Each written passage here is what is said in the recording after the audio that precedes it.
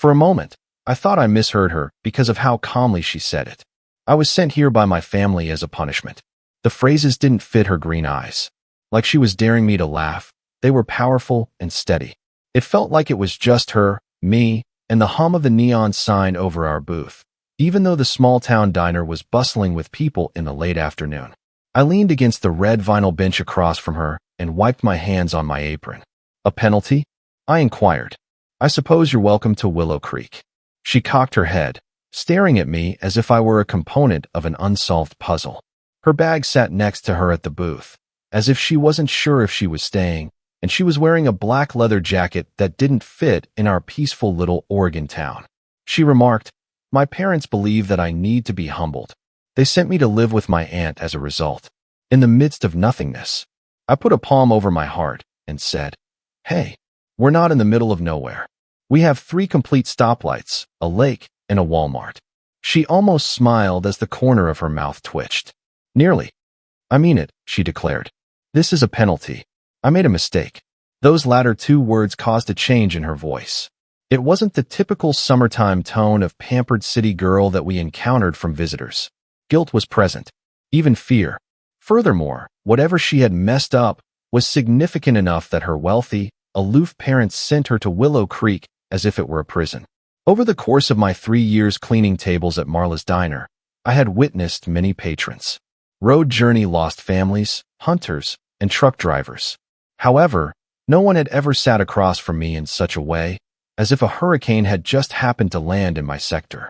I recognized that I was staring, so I said, "My name is Ethan. Ethan Cole. This is where I work. And down the block at the hardware store. And occasionally in the summer at the lake." So I shrugged.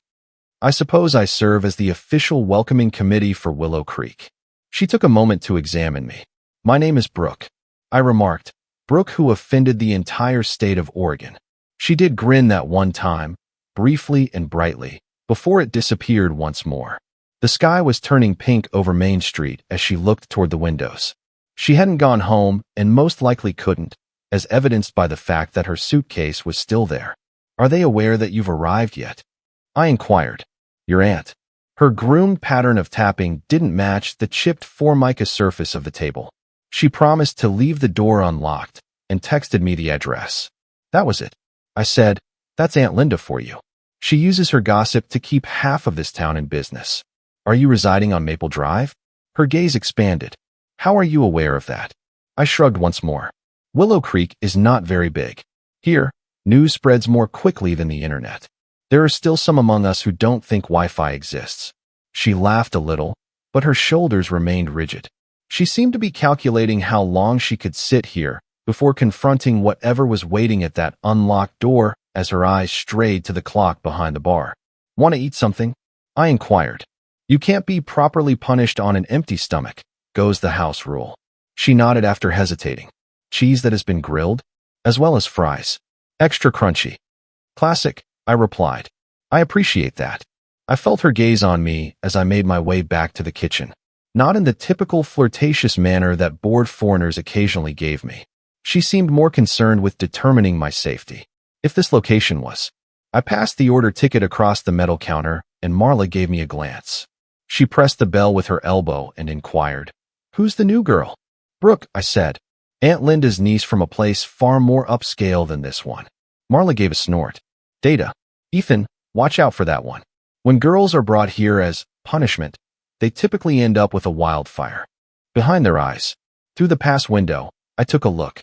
With her jacket still on, Brooke sat by herself in the booth, sketching invisible shapes on the table with her fingertips. Wildfire. Yes, it felt natural.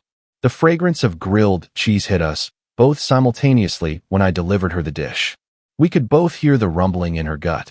At last, she looked less like an untouchable storm and more like a girl my age who hadn't eaten since a flight when she flushed. She whispered, "Don't judge me if I inhale this." "No criticism," I said. In Willow Creek, the first law of survival is to consume everything Marla puts in front of you. The second rule is to avoid arguing with Marla. She closed her eyes for a moment and took a bite. "All right, that's truly incredible. You see, we may be your punishment, but our grilled cheese tastes wonderful." She sighed after chewing gently. This town would knock the attitude out of me, according to my dad. His precise words. You have a bad attitude? I inquired. She looked at me. Which would you prefer, the courteous response or the honest one? Sincere. Being polite is tedious. The plate was softly scraped by her fork. I used to. I suppose. I acted carelessly. Rules didn't matter to me. I believed that nothing could truly affect me. Her use of the word used to made my skin tingle. What took place? Quietly, I asked. Her guarded, piercing gaze flashed up to mine. I briefly believed she would stop talking and tell me it was none of my concern. It would have been typical. Secure. Rather, she looked down at her fries and murmured, I nearly hurt someone. It ached a lot. According to my parents, I would wreck my life if I stayed in Los Angeles. Instead, they sent me here. To be spared. Or anything. In her mouth, the word saved tasted harsh. I wanted to know who nearly injured her. I was curious about what she had done and what sort of error could have ripped a girl from her entire existence and left her in a situation like ours. However, I also understood what it was like to have everyone watching you, awaiting information to determine whether you were deserving of forgiveness. I simply nodded. All right. You chose the correct booth, for the most part. I'm kind of an authority on making a fresh start in the middle of nowhere. She squinted. Ethan, are you concealing a significant and tragic past? Perhaps, I replied. Or perhaps I simply enjoy grilled cheese and second chances a lot. She grinned. You're strange. Thanks, I replied. You have a lot of intensity. As if she already knew, she shrugged.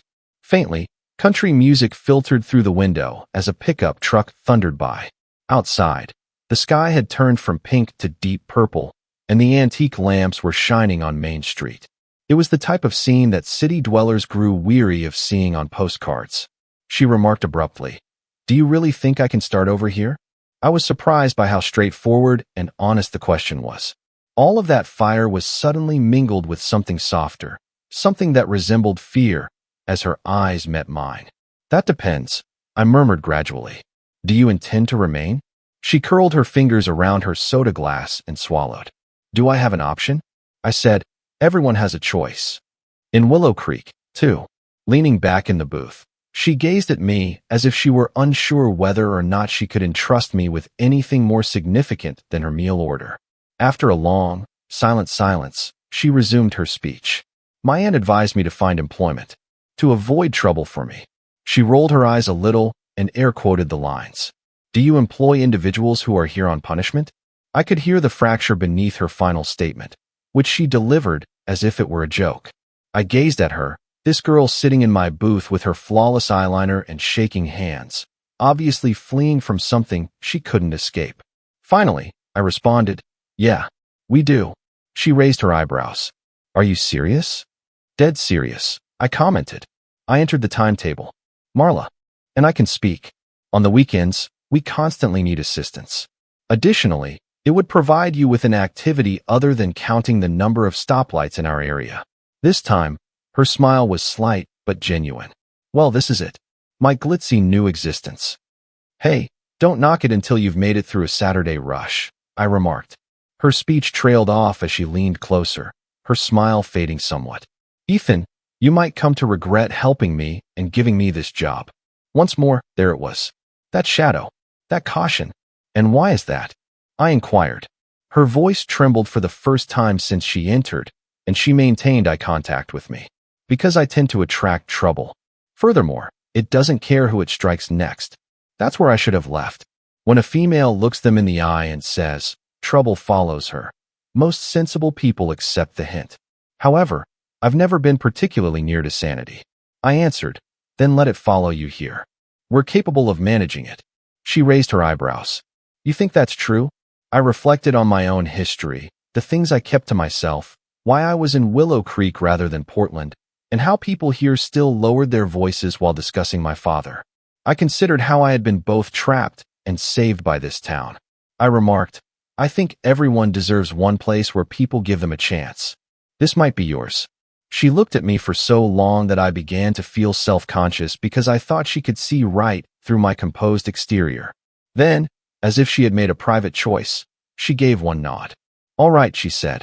I'll accept the position, if your supervisor agrees. Believe me, I said. You're overqualified if you can carry a plate without making fun of the regulars. In fact, she laughed, and the weight surrounding her briefly subsided. Something in my chest changed, like if I had just crossed an invisible threshold. The sky outside had turned completely dark by the time she completed her meal. Main Street became a hazy painting as the diner lights bounced off the glass. She reached for the handle of her luggage and hesitated as she got up to go. Thank you, she said, for not posing too many inquiries. Yet, I said. She rolled her eyes, but suddenly they were gentle. Good night, Ethan. Good night, Brooke. On your first night, try not to be too critical of Willow Creek. As she pushed open the door and stepped out into the crisp Oregon air, she smiled and murmured, no promises. She left after the bell over the door chimed once. I began to wonder if I had dreamed her by Saturday afternoon. However, the bell rung once more, and she appeared in the doorway as if she had never been there before. Identical leather jacket. The same luggage, but this time it was gone, a little backpack draped over one shoulder in its stead. She wore a simple gray t-shirt and black trousers, and her hair was twisted up in an untidy bun. She looked more normal than I had ever seen her, which strangely made her seem even more genuine. As she refilled the napkin dispensers, Marla muttered something about adolescents stealing them. She froze as she looked up. She narrowed her eyes as if she were looking for a possible danger and remarked, You must be Linda's niece. Yes, ma'am, Brooke responded, adjusting his posture slightly. My name is Brooke. You might be hiring, Ethan said. I gave Marla a short, optimistic glance. She let out the kind of sigh that only a woman who has operated the same diner for 30 years could. She declared, We're always hiring. Not because we'd like to, because long periods of hard effort are disliked by humans. Will you stay, or will you go as soon as a consumer complains that his coffee is too cold? Brooke blinked. I don't intend to run. The sharpness that made my stomach knot was back in her voice. After watching her for a moment more, Marla moved her chin in the direction of the counter. She called out, Come here. Show me your hands. Despite giving me a perplexed look, Brooke moved forward and extended her hands. Their nails were painted a light pink, and they were little and tidy. As though she were inspecting vegetables, Marla flipped them over. Have you ever worked hard in your life? Marla inquired. I once volunteered at a shelter, Brooke remarked. I also completed an internship in fashion, but that's, Marla interrupted. There, she sprang. Indeed. Yes, I am all right. She kept her thumb over the screen. I could see a name on the missed call list from where I was sitting. Ryan. I remarked, You don't look fine. She put the phone face down and locked the screen. It's merely a former acquaintance of mine. From earlier. From the period of punishment in your life? I attempted to make a joke. She looked directly into my eyes. From the rationale behind the phase of punishment. It felt like the air between us got thicker. I took a swallow. Is he the person you nearly hurt? I asked quietly. She tightened her jaw. It was he who was injured. Due to me. Leaning back, I gave her room. Her words were obscured by dining noises.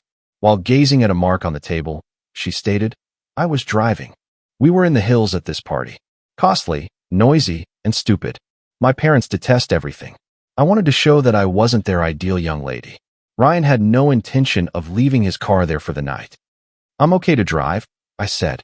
I wasn't. The final syllable caused her voice to break. She said, This curve was there. I moved too quickly. We didn't actually crash. A guardrail was just scraped. However, he struck his head. Hard. He was absent for a short while. It could have been a lot worse, according to the paramedics, but my parents only required that. Everyone, including the neighbors and the journalists. She gave a headshake. Because I couldn't stand being bored, I turned into the girl who nearly killed her boyfriend. Brooke, I whispered, my chest constricted. He's all right now, she hurriedly added. For the most part. He had a brain injury. Some memory stuff. However, he is still living. Additionally, my parents determined that I required a change of environment. Here I am then, in your picture-perfect town, donning an apron. Her voice had a hint of bitterness, but beneath it I could detect the thick, heavy shame. I remarked, You didn't mean to hurt him. I was intoxicated. I was obstinate. I was foolish, she remarked. Is it important that I meant it? The question hung between us like a wire as we sat there for a while. I muttered, I made a mistake too. She raised her head. Yes? What did you do? Did you park in the incorrect space at Walmart? I nearly burst out laughing, but my throat stopped me. I added, I'm not from Willow Creek either. My mother is. After things at home went south, my dad brought us here. 1 year later, he took off. Left us with nothing. In order to forget, I started drinking in high school.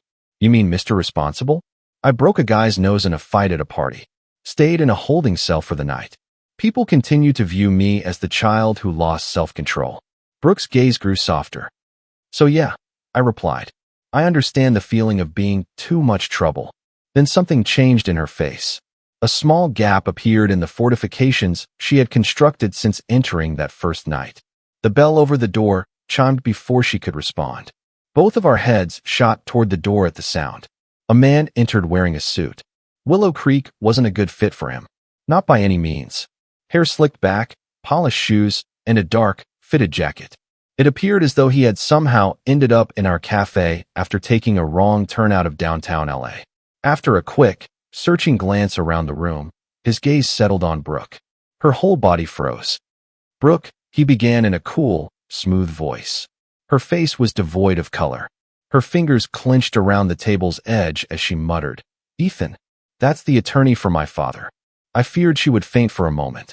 Her palm clenched around the table so firmly that her knuckles turned white, and her face went white.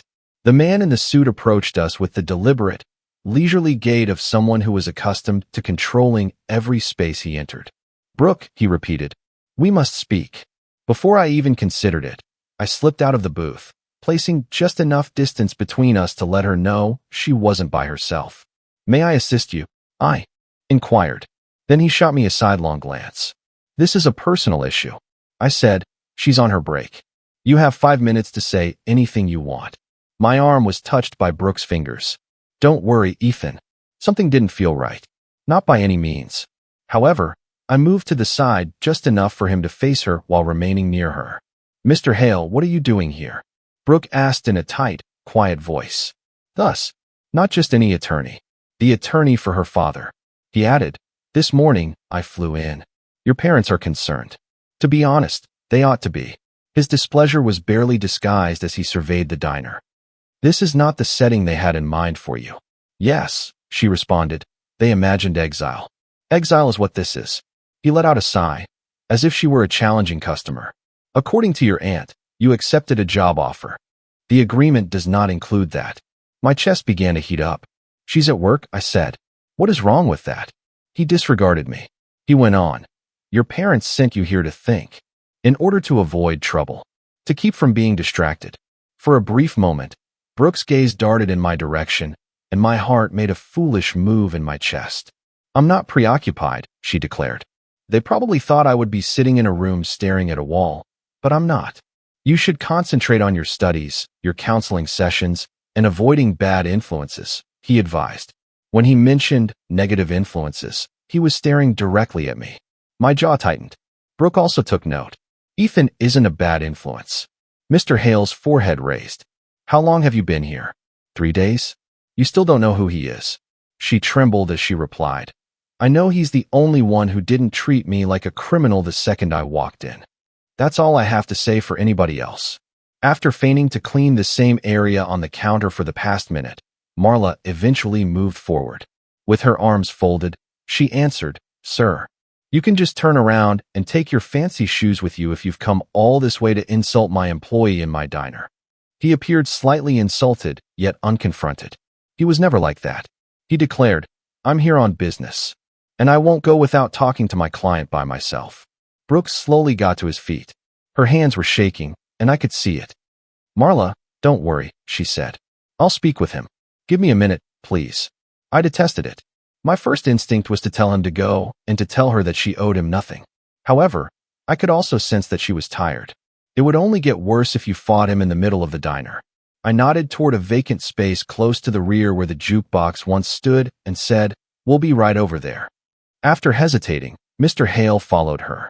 I kept them out of my line of sight as I busied myself cleaning a table that was previously spotless. Even though I couldn't hear everything, snippets of discussion could be heard above the diner's low hum. Ryan's parents are still not happy. The media might report this again if you're not careful. By next week, Your father wants you to return to Los Angeles. Brooke's voice pierced the atmosphere. No. I jerked my head up. With that flame back in full force, she stood with her chin up and her arms crossed. She declared, I'm not coming back. You can inform them of that. Be sensible, he advised. You had a contract. Exile was the agreement, she stated. I've been banished. I'm present. I have a job. I'm not going to LA. That was their desire. They wanted distance between you and certain people, he stated, as well as specific behaviors. I don't understand why you can't pursue your study in a more appropriate location than this. This place appeals to me, she yelled. For a moment, everything in my chest fell silent. Mr. Hale blinked. You like this place? Yes, she replied. I can breathe without someone staring at me like I'm going to blow up for the first time in months. My father's identity is irrelevant to the people here. If I refill their coffee, they are concerned. You're making a mistake if this is about that boy, he replied, his eyes darting to me. Before I could stop myself, I said, that boy is 10 feet away. Maybe watch your tone, as you're at my boss's workplace. Brooke seemed to appreciate that more than she should have, as seen by the twitching of her lips. Mr. Hale squeezed his nasal bridge. Brooke, if your parents don't agree with you, they're ready to cut you off. In terms of money. Lawfully. Totally. Do you know what that implies? No trust fund. Unable to access your accounts. No vehicle. No apartment when you get back. I gripped the rag in my hand more tightly. Even if it wasn't my life, the statement seemed harsh. Brooke took a swallow. Before she buried it, I could see the terror flicker through her eyes. I get it, she said. Tell them I'll take care of it. What with? He inquired. Suggestions from a roadside eatery? If it's necessary, she uttered. At least I'll be aware of who is responsible for my errors. Mine. Not theirs. Not Ryan's. Mine. For a few long seconds, he gazed at her. He looked somewhat unsure for the first time. He finally let out a breath. You are squandering a very cozy future. A peculiar serenity descended onto her features. Perhaps I don't need comfort right now. He clenched his jaw. I'll pass along your message. However, Brooke, be aware that your parents are not playing a bluff. I may be returning to cancel your accounts the next time. So I suppose this is farewell, she murmured. After adjusting his handcuffs and giving a single, inconspicuous nod, he left the diner. Behind him, the bell sounded, softer than usual. Brooke stood there for a while, staring at the door as if she wasn't sure whether to bolt the lock or chase after him. Her knees then buckled. I was on the go already. I caught her by the elbows and led her into the closest booth as she was about to sway. Hey, I murmured. Hey, you're with me. She breathed in short, weak gasps. She did not cry, but her eyes were gleaming. I simply told him no, she muttered. I declined their request. Yes, I said. You did. That was crazy, she murmured, on the verge of tears and laughter. Are you aware of my parents' financial situation? To what extent do they have control? I said, I don't care how much money they have. You are not their property. She looked at me as if she had never seen me before, genuinely observing me. She remarked, you say that like it's easy. It's not easy, I acknowledged. But it's real. With a trembling breath, she leaned back against the booth and briefly closed her eyes. She opened them again, and something more deadly had taken the place of part of the panic. Decide. I'm broke now, she declared. Basically. You're employed, I said. We'll include a few shifts. If you'd like, you may also pick up hours at the hardware store. Hank frequently discusses his desire for assistance. She knitted her brow.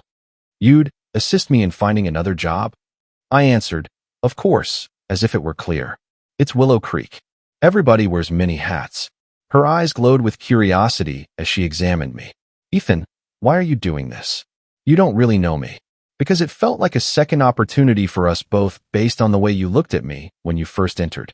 I see a girl who has been treated more like a problem to be fixed than a person to be understood whenever you discuss your parents. Because I can't bear the idea of you boarding an aircraft and returning to a life that is slowly killing you. Maybe I just like trouble, I answered, swallowing all of it. At that moment, her grin was warm and gentle, with some cracks at the edges. She remarked, you might regret that. Yes, I said. However, I doubt I will. We sat there for a bit as the diner hummed softly around us. As the sun sank outside, Main Street was covered with lengthy shadows. Something was moving between us within, something new and frightful and delicate. At last, she spoke once more, her voice hardly audible above a whisper. If I truly stay, she continued, problems won't be mine alone anymore. It will belong to us. This time, she wasn't warning me away. She wanted to know if I would be open to sharing it. She wasn't just being dramatic, and I knew it. Brooke meant it when she claimed that problems would be ours. She was letting me get away with it. An opportunity to grin, nod, and silently erect a barrier between us. I knew I didn't want any walls as I glanced at her across the booth, her apron crooked, her hair disheveled, and her eyes crimson around the edges. I can manage ours, I remarked, as long as you're also involved. She looked into my eyes as if to gauge how strongly I had just spoken something. She finally released a breath that she had been suppressing for days. All right, she muttered. So I'm staying. The ensuing weeks were so hectic that time seemed to fly by. Brooke was added to the diner's schedule. After a somber glance at her city boots and a grumble about soft hands, Hank at the hardware store hired her despite her apprehension about lifting boxes. Days settled into an odd, predictable pattern. She teased me for knowing too much about lawn care after I showed her the difference between a Phillips and a flathead in the mornings at the hardware shop. She discovered which regulars left generous tips and which ones simply griped about everything throughout afternoons or evenings at the diner. She put tiny cheerful faces on children's receipts, committed coffee orders to memory, and somehow managed to make Marla grin at her more than once. Most nights, we walked home together from whichever job ended last. Up on Maple Drive, she shared a home with her aunt. I occupied a tiny apartment above the laundry room. The world always seemed a little quieter for 10 blocks, beneath the streetlights and the gentle hum of crickets. We occasionally discussed nothing at all, such as ridiculous memes, strange patrons, and the legality of the pie of the day. She would occasionally tell me tales of rooftop parties, designer stores, and beaches in Los Angeles that seemed deserted in real life, but looked lovely in pictures. She remained silent about Ryan. I didn't mention my father. It seemed as though each of us had a closed door in our minds that we were not yet prepared to open. But something between us continued to develop, go slowly and steadily. Like Willow Creek itself, stubbornly real, but not ostentatious. There was no dramatic courtroom scene or large-scale vehicle pursuit to provide suspense. It was quieter and smaller. She disregarded every call from an unidentified number. All of the unopened letters from her parents' attorney that were left on the counter at Aunt Linda's house. I always pondered whether she would eventually decide that small-town life was too tiny for her and simply vanish. Then, one evening, the difficulty we had been feigning could disappear appeared as a straightforward ringtone. It was a Sunday. Just now, the diner had closed. The lights were turned down, the chairs were turned over, and the sound of the freezers filled the quiet. Because neither Brooke nor I wanted the evening to end quite yet, we were cleaning tables more slowly than we should have. She nudged me with her hip and whispered, "You missed a spot." I answered, "I'm just adding character to the table." Charm of the vintage. "Oh yes?" she asked. "Do you call that being lazy?" I gestured toward the clock. "It's what I call being off the clock." Softly, her giggle reverberated across the deserted diner. I was growing far too accustomed to the sensation of it warming my chest. Her phone buzzed on the counter after that. Both of us froze. An unknown number. I knew it wasn't spam because I had seen that name on her computer many times. It was a person who wished to disappear. She gazed at it. In the silent room, the ringing sounded louder. "Will you get that?" I inquired. She took a swallow. "It could be." I concluded for her, "Ryan." She gave a nod. The jealousy that swept through me was instantaneous and terrible. I shoved it away. "It has nothing to do with me." "You don't need to respond," I murmured softly. "You owe him nothing at all." She flipped the phone over in her palms and picked it up. "I have a debt to him," she said. "I'm not sure if this is it." The call was cut off. The screen turned black. The two of us exhaled. A second later, a text message showed up. "It's me. Pick up, please. I must speak with you." "Ryan," she twitched her fingers. I answered, "I can give you some space." The words had a dusty taste. Her gaze remained fixed on the TV as she shook her head. "No. Remain." Before she could decide to put the phone on speaker between us, she pressed the call return button. Once it rang. Twice. Next, a man's voice that was gentler than I had anticipated. Weary. Brooke? She winced. Indeed. It's me. A moment ensued, during which what they were not saying was expressed. He remarked, I heard you're in Oregon. Your mother informed my mother. They are still conversing. They are, of course, she stated. Are you all right? I closely examined her face. All the muscles appeared to be on high alert. I'm all right, he said. Occasionally, headaches. Holes in memory. That's normal, the doctor says. I can recall most of it now. She sighed. That's good. I recall the celebration, he remarked. I recall the drive. And I recall that when you believed I was asleep in the hospital room, you started crying. She pinched her eyes closed. I apologize, she muttered. I'm so very sorry, Ryan. I understand, he said. There was a crack in his voice. I am aware that you are. It was my vehicle. It was my idea. I ought to have just called for a ride. Because everyone else did, I put the responsibility on you.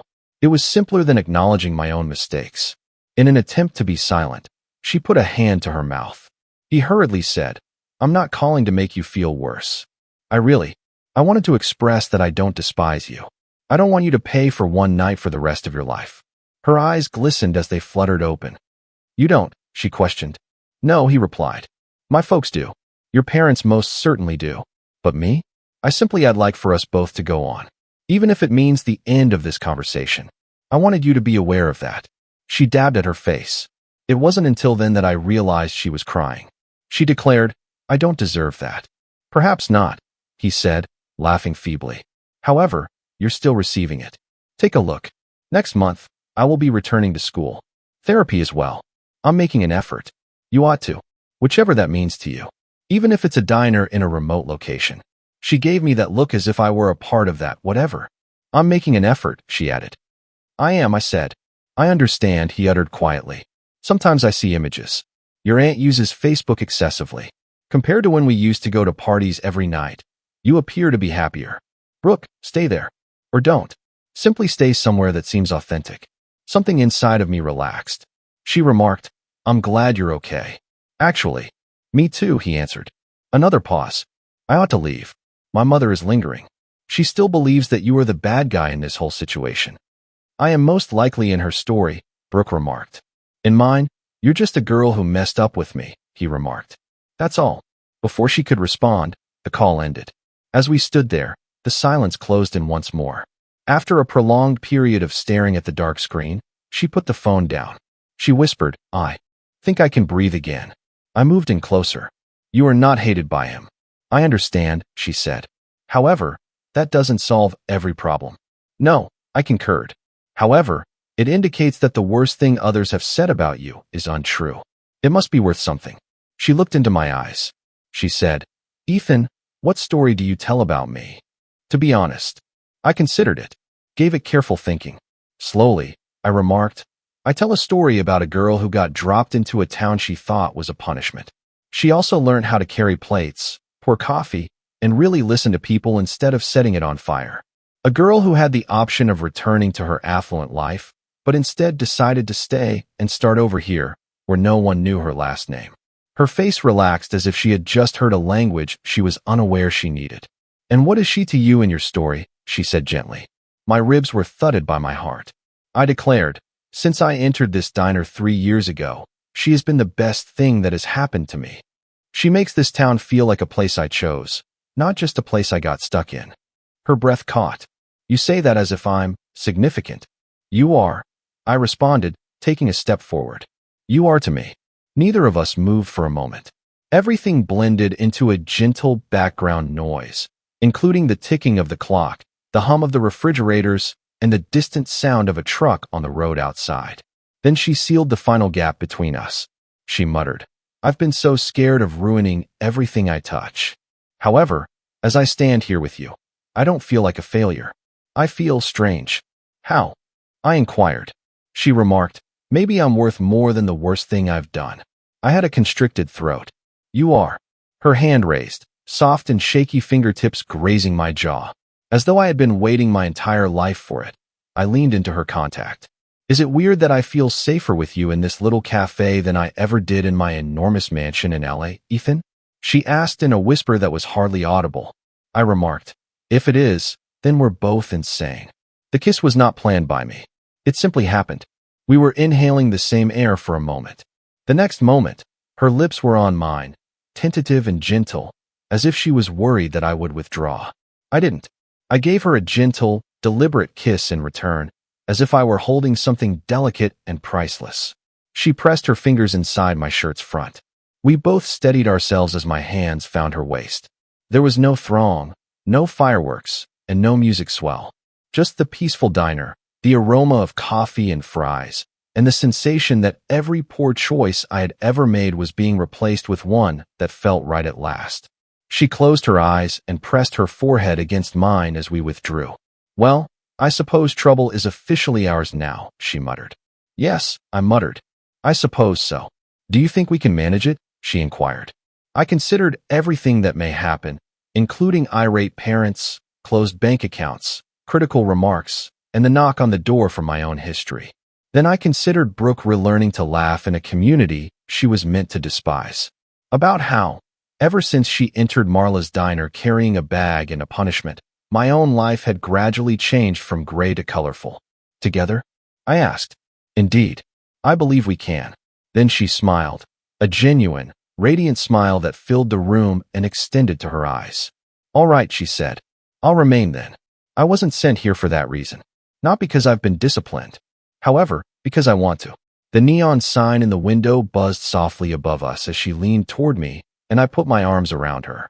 Stories of the girl who nearly destroyed everything were still being told out there, someplace. She was the girl who entered my life as a punishment in this story, and remained as I had decided. If this story stays with your heart, don't forget to like, subscribe, and share it with your friends. Thank you.